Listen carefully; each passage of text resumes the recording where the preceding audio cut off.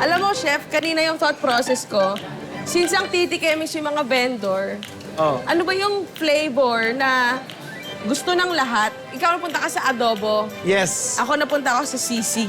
Oo nga, no? Yeah, medyo matrabaho nga lang. So we have here yung ating, medyo on the jowls ito. Pork jowls. Paiigahin natin siya. Tapos dapat maluto siya sa sarili niyang mantika. Tapos syempre, yung vinegar, garlicky na flavors, yun yung hahabulin natin.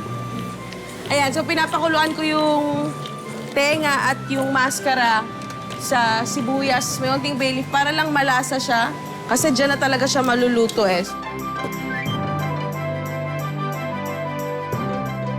It would make sense to use mayo as a dip.